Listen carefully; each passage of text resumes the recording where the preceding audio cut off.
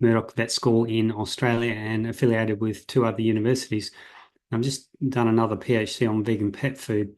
Vegan pet foods are those that are produced using plant, mineral, and synthetic sources, aiming to supply all necessary nutrients for cats and dogs. People are increasingly considering plant-based lifestyles for themselves and also for their dogs and cats, actually, for these reasons. Over the decades, society's become more concerned about health and well-being. Dogs and cats are living longer. They're increasingly being seen as members of our own families, and people are wanting better standards of healthcare and better diets for them.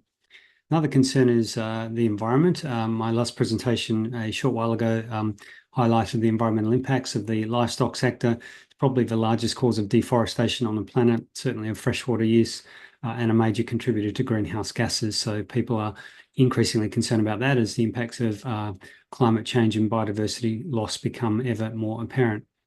We currently kill 80 billion land animals and 1 to 3 trillion fish and marine animals in the food system each year. Of the farmed animals, about 90% are intensively farmed in very high stocking densities in very fairly small spaces, minimal environmental enrichment. This is chronically stressful to animals, and people are increasingly concerned about the welfare of food animals. And finally, there's the food justice issue. As I mentioned previously, because of the overconsumption of livestock product in wealthy nations, people in the poorest nations are missing out on food, actually. They can't afford to buy grain and other food enough. So the consumption of grain is just under 30 kilograms per capita per year in developing nations and just over 96 kilograms per person per year in the wealthiest nations because of the overconsumption of livestock produce in wealthiest nations. So the results of all of this is that 1 in every 9 people on the planet are suffering from hunger and malnutrition, even though we actually produce enough food to feed at least twice the population of the planet at the moment. So because of all of these sorts of reasons, people are interested in more sustainable and diets which are better for themselves, the environment, and for their animals. There are a range of alternatives to traditional conventional meat-based pet food that are emerging, including pet food based on raw meat, insects, cell-based meat products, and also fermented meat that is using precision fermented yeast, which have been genetically engineered to produce animal proteins rather than producing those proteins directly in an animal. Along with the cell-based meat products, these are in a very early stage of development. The first products are just starting to come and will come in the next few years. Much more developed products based on plants, that's vegan pet diets, and there are also some yeast-based pet foods around as well. So the vegan pet food diets are the most developed amongst all of those non-meat alternatives. The vegan pet food market is now growing 5 times faster than the overall pet food market, which itself is growing. The vegan dog food market was worth $14 billion last year and is expected to almost double in the next decade. So it's a very fast rate of growth, and that's being driven by those sort of drivers that I just mentioned previously: increasing concern about environmental sustainability, the health and well-being of companion animals, and also food animals. What proportion of pet owners would realistically be willing to consider vegan pet diets? There have been 2 large-scale surveys done. The largest was done by myself and my colleagues in 2020, and the 2 surveys have similar results. We surveyed more than 4,000 pet guardians, and we found that 54% would not be willing to consider alternatives to conventional raw meat. That's the column on the right-hand side. The other 46%, nearly half, would have been willing to consider alternatives. And laboratory-grown meat, cell-based meat products would have been chosen most commonly, but they hardly exist in the pet food sector at the moment. Next most popular was vegetarian and vegan diets, and these are well developed. There were many characteristics the alternative diets would need to provide before people would realistically choose them. And the top 5 in order were these. People wanted to be satisfied that their pet's health would be good, their diets would be nutritionally sound and of good quality, and be adequately palatable so the pets would enjoy eating them, and they'd be environmentally sustainable. So my research since then has focused on each of these key areas. With respect to dog health outcomes, for example, we studied the outcomes of more than 2,500 dogs on 3 main diets, as you can see there. We wanted to find out whether these dogs had needed to visit veterinarians an unusually high number of times in the last year, because that might indicate some kind of an illness, whether they'd needed medications in the last year, whether after initially being on a vegan or a meat-based diet, they need to progress onto a medical diet. What was the assessment of the vet about the health of the dogs, if they had seen a vet within the last year? What was the pet owner's own opinion about the health of their dogs? What percentage of these dogs was unwell? And if they were unwell, did they suffer from just one health disorder, or was it more than one? What was the average number of cases of health disorder per unwell dog? We also looked at the prevalence of the 22 most common health disorders in dogs. We found that the rates of these general indicators of illness across the x-axis there, increased veterinary visits, needing to use medication, and so on. The rates for dogs fed conventional meat indicated by the dashed horizontal line. And after controlling for differences between dietary groups in age, sex, neutering status, and exercise levels, we found there was a reduction in the incidence of illness indicators for dogs fed vegan diets, indicated by the green dots, and also sometimes for dogs fed raw meat diets, indicated by the orange dots.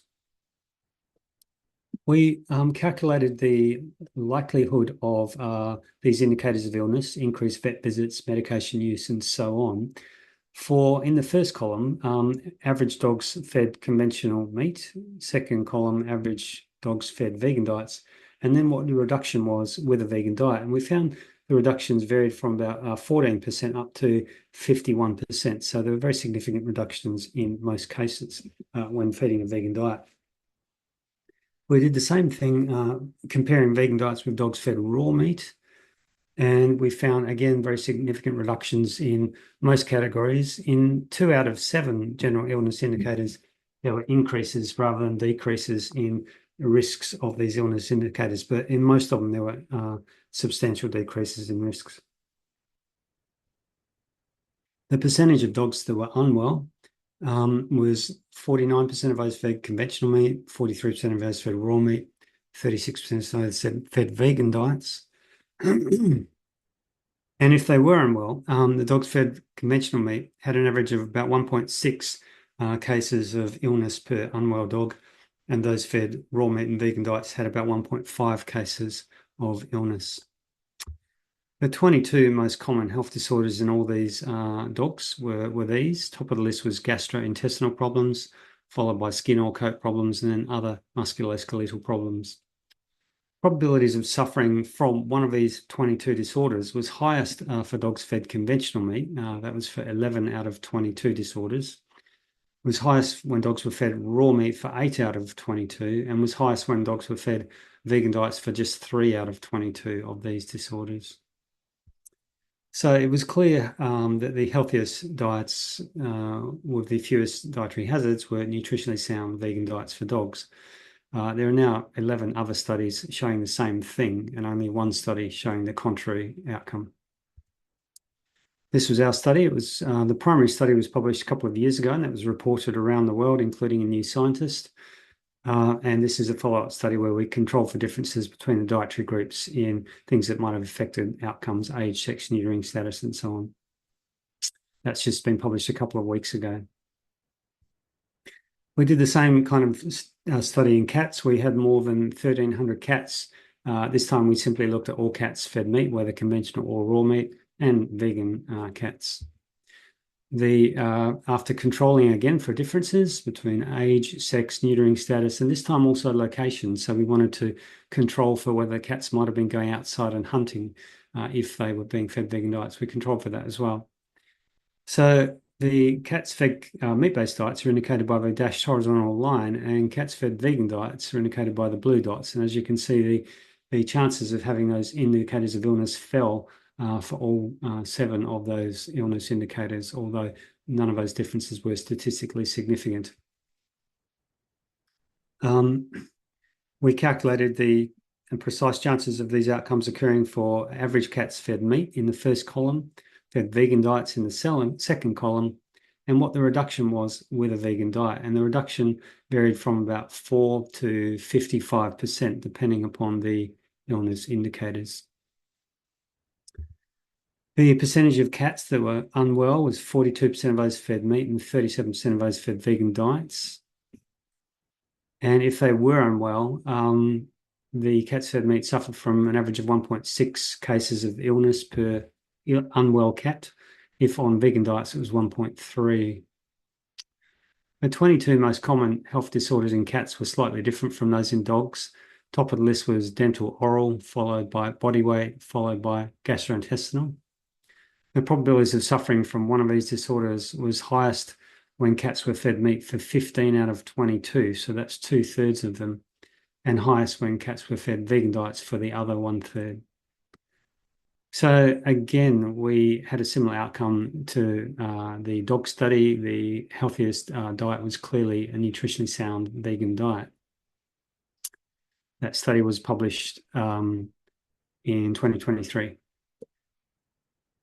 So there are now 3 studies showing the same kind of outcome in cats and none showing a contrary result. So clearly, provided that the diets are well formulated to be nutritionally sound, almost all the studies are showing equivalent or superior health outcomes, which was the first concern that the surveyed pet owners said that they had. The next 2 concerns are about nutritional soundness and quality of the diets. So I've only got one slide on this. We surveyed manufacturers, 19 of who were producing meat-based pet foods and 10 producing vegan, vegetarian, or almost vegan pet foods. And we looked at the steps taken to ensure nutritional soundness and quality throughout the production process, starting from the initial formulation of the diet, what level of expertise was being used, steps taken to ensure the soundness of the ingredients, whether the nutritional supplementation was adequate to make sure that all necessary nutrients were being included in these diets, steps taken to preserve the diets, and so on. We found that most companies were doing things well at most stages throughout the production process, but the companies producing the vegan or vegetarian diets were slightly better overall. That's probably because these diets are newer and more controversial, and companies are probably trying even harder to ensure that their diets are nutritionally sound. With respect to palatability, the 4th concern that our surveyed pet owners said that they had, we studied the behavior of more than 2,300 dogs at feeding time, fed conventional meat, raw meat, or vegan diets. And we looked to see how likely these dogs were to display these 10 indicators of palatability, which is all of the indicators that have been described in the science, whether they ate their food quickly, approached rapidly, wagged their tail, sniffed their food, and so on. We did the same thing with cats, more than 1,100 cats. These are the 2 largest studies of dog and cat palatability that have been published. With the cats, there were 15 indicators of palatability. And after analysing the differences between the groups in a lot of statistical detail, we found there was no significant difference overall. The results from our study, which also concur with a number of other studies within the same field, which are much smaller, don't support views that vegan pet food has any kind of reduced palatability and is a compromise to the welfare of dogs or cats. On average, there's no difference in how much animals seem to enjoy consuming vegan or meat-based diets when you look at thousands of them. We published that study in 2021. And with respect to environmental sustainability, as I mentioned in my last presentation, the food system overall contributes about 1/3 of all greenhouse gases. The livestock sector was thought to contribute about 20% of all greenhouse gases until recently. We now know that's probably 25 to 28%. There was an earlier study indicating that pet food probably contributed about 5% of greenhouse gas emissions. But nobody had worked out what the difference would be if the world's pet dogs and cats were switched on to nutritionally sound vegan diets. So I set out to calculate sustainability metrics associated with that. I wanted to determine how many additional people could you feed with the food energy saving, how many food animals would no longer need to be slaughtered each year, what the savings would be in terms of land, water, fossil fuels, pesticides and fertilizers, and also greenhouse gases. So I started by calculating the dietary energy needs of dogs, cats, and people within the US and globally. I looked at the ingredients used in pet food on a large scale, and this wasn't possible until 2020 when a report came out that covered the two-thirds of the US pet food sector, which is the biggest pet food market in the world.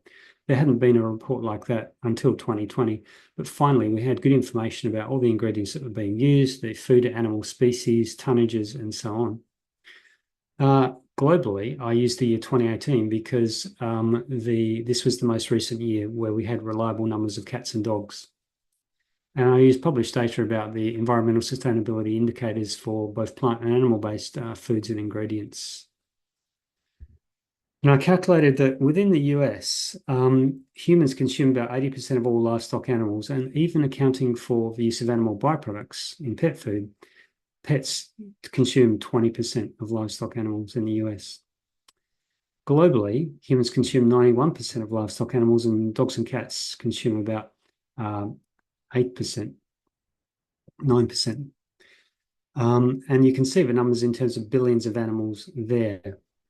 Humans are consuming about 71 billion animals, and dogs about 6 billion land animals, and cats about 1 billion land animals killed in the food system each year.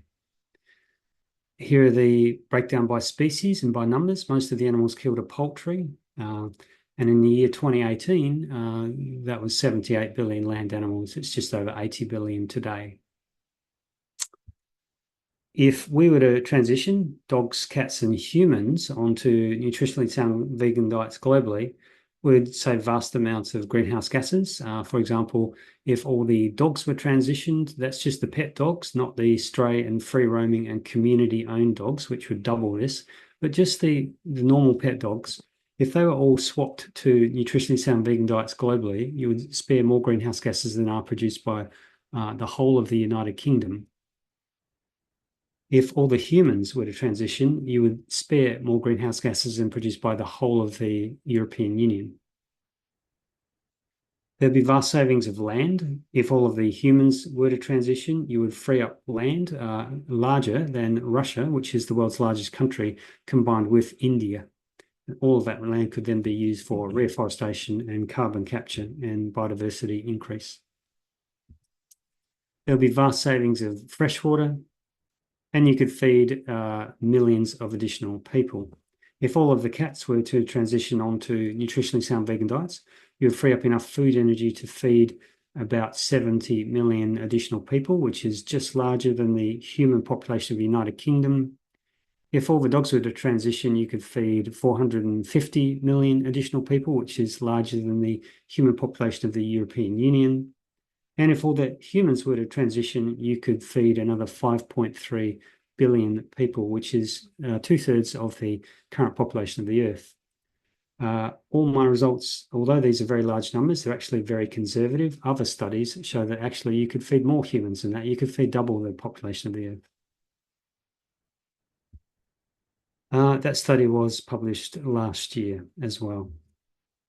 So clearly, the top 5 concerns that our surveyed consumers said that they had are now actually being met by nutritionally sound vegan diets. So when I said that this sector is growing very fast at the moment, vegan pet diets are growing 5 times faster than average pet diets. You've got to consider that this has occurred despite the fact that all of this evidence has been published in the last 3 years, and that almost 100% of the pet owning world doesn't yet know about it. So once the pet owning world becomes aware of all of these studies showing that their top concerns are being met by vegan diets, this curve should rise even more quickly. Just want to acknowledge my co-authors in my various studies, most of who are statisticians, and also my supporters, my funding sources. Without their funding, I wouldn't have been able to do a lot of this research, but they didn't have anything to do with anything that might have altered the study results in any way. And I'm grateful to the many people that helped me to reach more than 4,000 pet owners for my survey, because I don't have that many friends on social media. I couldn't have done it without them. So if you're interested in seeing those studies, I'm compiling them all on my website here, which is sustainablepetfood.info. And if you click on the tabs along the top, health, palatability, sustainability, and so on, you'll be able to access all of those studies. Thank you very much.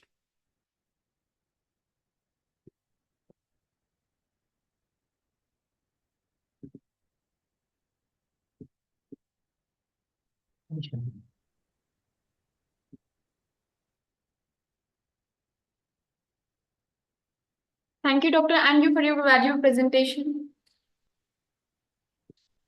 Now the session is open for questions. Any questions for Dr. Andrew Knight?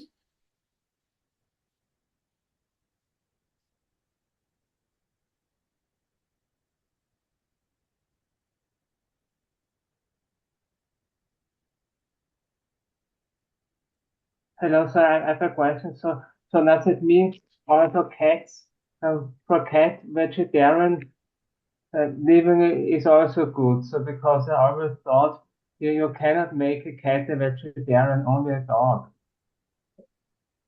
The cats are suffering if they don't get meat. Yeah. So it was exactly to answer that question that we did our study of more than 1,100 cats. We wanted to see whether there were any signs that the cats might be suffering if they were consuming vegan diets.